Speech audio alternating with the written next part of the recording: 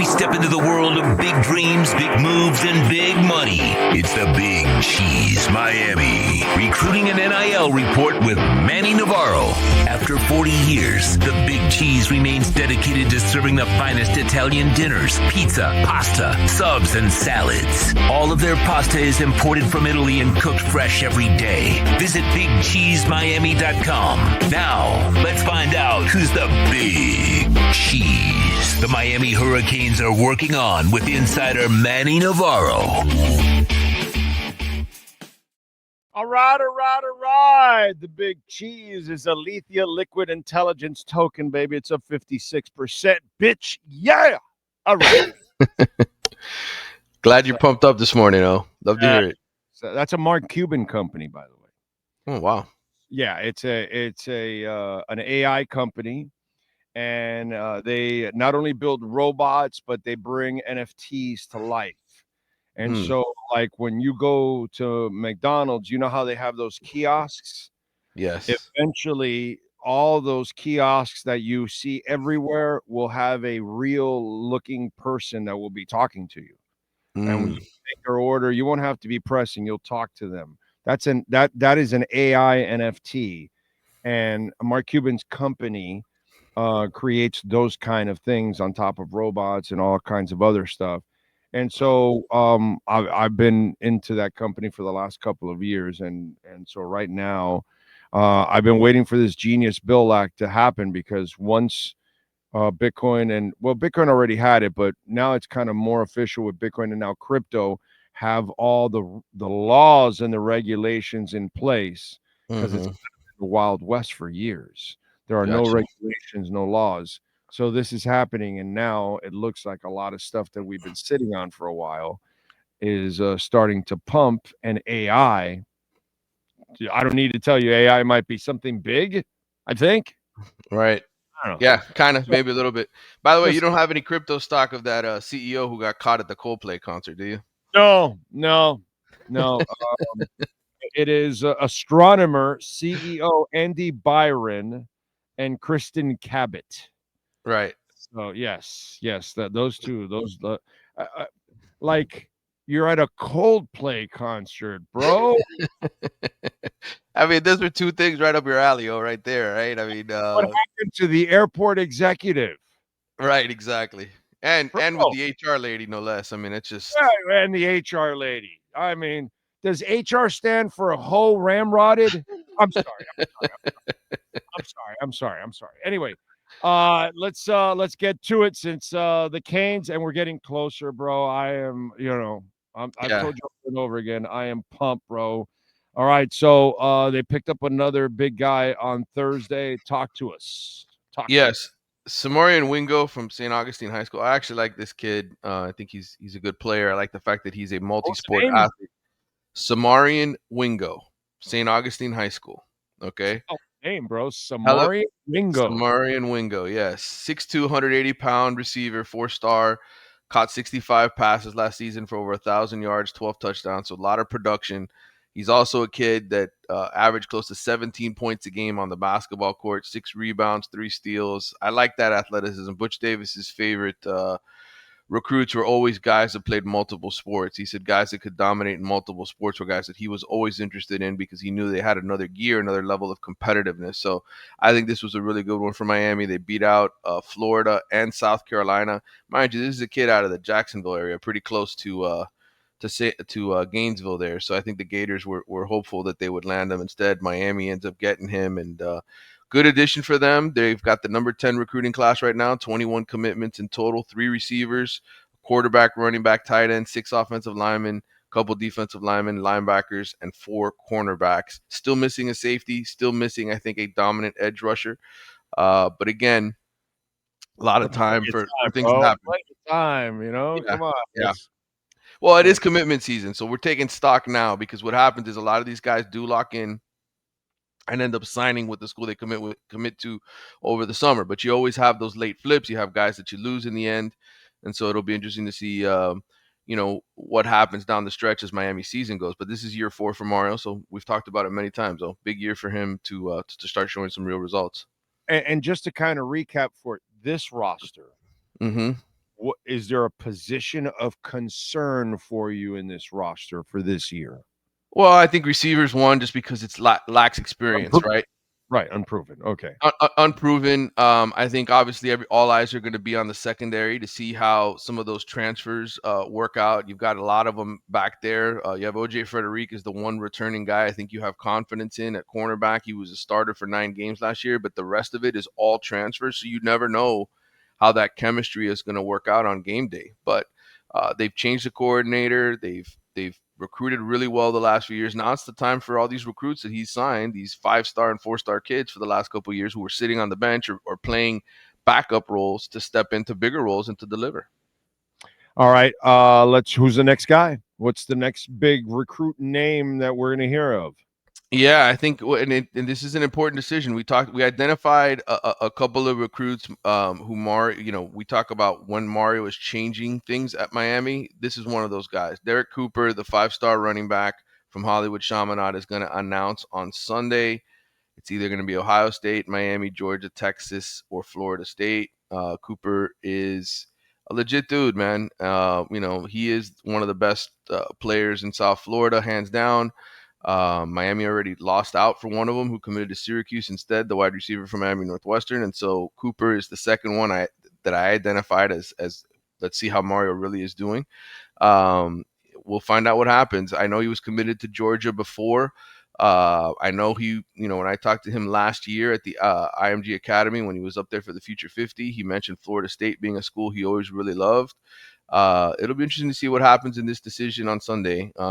Again, can Miami flip these guys late? Of course, but these commitments are a big deal, and when they happen over the summer, I would say the majority of them do end up sticking. So it'll be an interesting one to watch. And then 2 other names to keep in mind here in the coming days, week ahead. Cortez Redding is a 4-star safety out of Georgia. He's supposed to announce on July 25th. Miami has not been able to land a safety in this class, and that's one position that I think is still important for them to land. They obviously addressed a lot of it with the transfer portal this year. You don't want to keep going to the transfer portal every offseason. You want to have some young guys to develop, and so we'll see what happens. They have some guys on the roster they're trying to develop, but you got to keep stacking because you don't know who's going to enter the transfer portal year to year to year. So right now, the more likely scenario, is that Kenton Dobson, he is a 2027 commitment for Miami, may reclassify into the 2026 class. And be sort of their star safety. He's a top 100 recruit in the 2027 class, so he's one of those elite guys. But again, so much of this is how many of your homegrown guys can you produce year to year to year. I think that's really how you get to becoming a national championship contender, not just filling in the blanks with transfers. Many things to respond to that last thing. You don't want to be FSU, where you're depending completely on NIL, and then you're going to have the peaks and valleys of your season because it's hard for you to nail an entire wave of NIL every year to lift your entire program. That's one. 2, Mario hasn't proven to be a great coach yet. So it makes it even harder if you're not really a great coach. A great coach, you would need one in order to turn over a roster of NIL players every year and bring chemistry and bring them together. Like, let's say to a lesser extent, Calipari used to do with Kentucky. Mm-hmm. To get a whole bunch of new guys again, then they would start off slow and then they would build up as by the end of the year. You know how Calipari used to be able to do that for a little while. What you rather have for a guy like Mario is stability and continuity, where you're going to have a tackle and a guard and a quarterback for 3 years, 4 years, and that safety, and then you sprinkle in a couple of NIL people to help and put you over the top. But your foundation, it has to come from recruiting. It has to be from those players that you lock in, and then you create that environment, that winning environment, and they're happy to be here at least 3 years before they move on. Absolutely. And I think, ultimately the teams that win championships, which is what Miami aspires to be, they didn't aspire to just go 10 wins and 9 wins and be on the doorstep of making the playoffs. They want to win championships. You have to do that. And every roster that ends up playing for something meaningful the last few years, Texas, Ohio State, Georgia, Alabama, the traditional powers, even Clemson.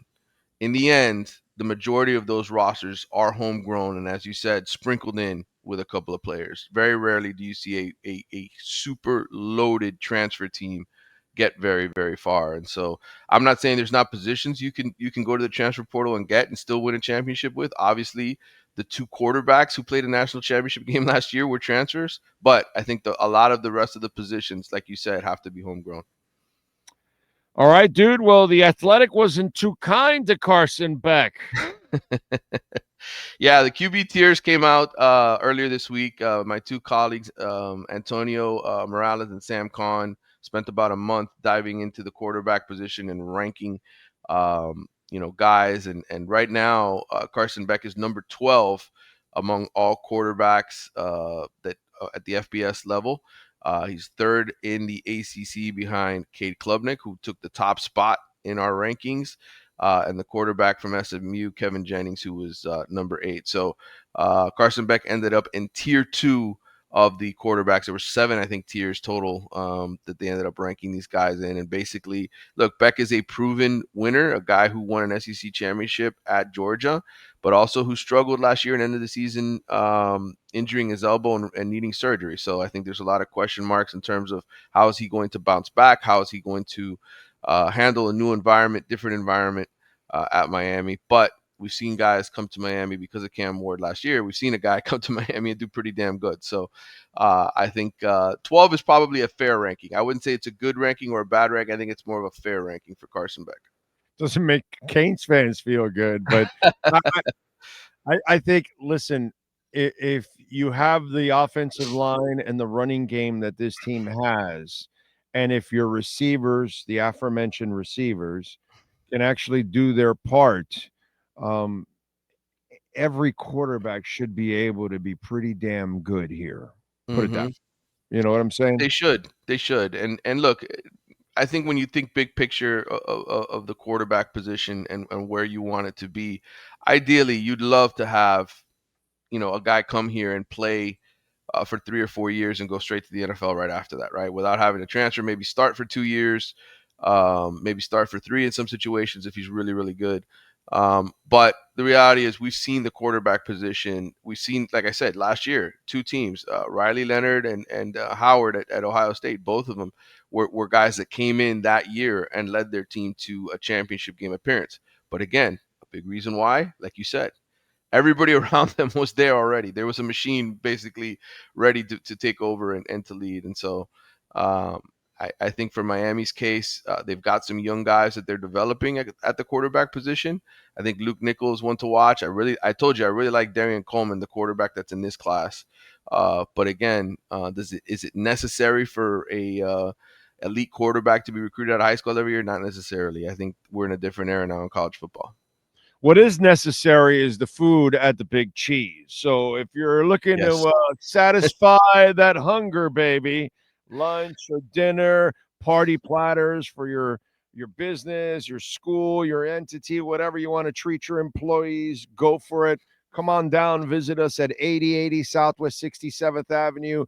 The walls are filled with hurricane memories from the last 40 years, pictures, autographs, all kinds of stuff. It'll bring you back or it'll educate you, one of the two, depending on what generation you come from. 8080 Southwest 67th Avenue. The pasta is delivered from Italy, cooked fresh daily, and those garlic rolls are awesome, baby. Dip it into that pizza sauce. Go visit my friends Gary and all the great people there at bigcheesemiami.com. Manny, what do you got going on in the Athletic? Yeah, more rankings, more things of that nature. I'm ranking the most important recruits at every single Power 4 school. That'll be coming out sometime next week. We also have the top 100 transfers total in college football. I've been working on a lot of projects for me, brother. The coaching rankings. We have not. I have not done any coach rankings. That's usually Stuart. That's usually Stuart Mandel and Bruce Feldman. But they will be coming out with all that kind of stuff as well as we get ready to. Where does Mario rank? Yeah. Where would you rank Mario right now in the ACC? Obviously, Dabo Swinney's a 2-time national champion. He's number 1. But where do you where do you rank Mario in the ACC with Bill Belichick just coming in and all the? Belichick doesn't even count right now because he hasn't even done. And by the way, if he's in charge of personnel, also he couldn't do it at the NFL level. He's not going to do it here. Right. So I can't count him until I actually see him do something in college. I got to say this: the dude at SMU did more with less. Rhett Lashley, yes. So I was more impressed with his coaching job over Mario. So I got to give Rhett Lashley the in there also on top of that. I don't know who else am I refresh my memory here. Who else am I going to? Well, you've got Brent Key at Georgia Tech, right? Who he always has less to work with. Beat Mario last year, right? Yeah. I mean, almost beat Georgia. I mean, he's done a pretty good job with what he's got over there. The coach at Louisville, has done a pretty good job. 9 and 10 wins the 2 years he's there. Obviously, doesn't have the same level of talent Miami gets on an annual basis from a recruiting level. So, I think those are two guys you could say are in competition besides Rhett Lashley for the top 5. Yeah, that's fair. That's fair. They're right there. Mario's kind of in that group. They're all battling, but would you give Rhett Lashley the number 2 spot only because what he's done at SMU? And maybe it may be a flash in the pan. He may never do this again. You know what I'm saying? So we'll learn a lot about SMU this year because they have so many guys to replace on that defense. Their defense was number 1 in the ACC last year, and they've got 9 guys off that defense that are gone. So that's not going to be easy to replace. And Miami plays there this year in Dallas, so we will see what happens on that trip to SMU. That's a huge game, but I think right now, if you were going to say a right now rankings, I would say right now he's number 2. He made the ACC championship game. They went 8-0. Right. Yeah. I have to give him that love because he's accomplished more with less. It is what it is. All right. Follow him on Twitter at Manny_Navarro. Better yet, subscribe to The Athletic so you can get that crystal ball ranking before everybody else. Manny, as always, thank you, my brother. I appreciate you. Have a fantastic week and enjoy the family. And by the way, happy birthday to your daughter, right? Yes. Olivia just turned 10 years old yesterday. Yes. Yep. Time flies. I saw your post. How is she 10 already? Oh, my daughter's 25, dude. And it's like, yep. I know. It's crazy. It's nuts, dude. We're working on, what is it, 30. I think this is our 38th or 39th year together, me and the wife. Wow. We're working on our 32nd year married, but we were like together 6.5 years before that. So we're fucking approaching 40 years. Time flies, dude. It really does. Yep. It really Don't blink. Yeah, dude. 35 years of doing this crap. Yep. How many years for you now? 20. I started in 95, a year before I graduated high school. So do the math. 30 years. Yeah. Years. Crazy stuff. All right, Manny. Appreciate you, my brother. We'll catch up next week. Thank you. Right. Take care, brother. You got it.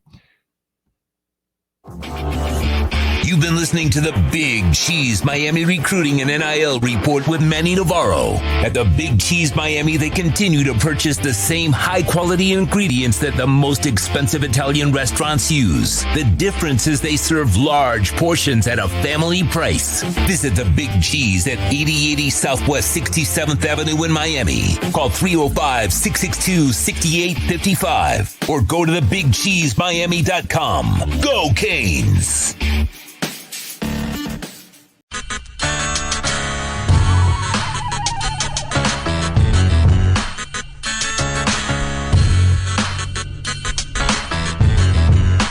This is the Big O Show. This is the Big O Show.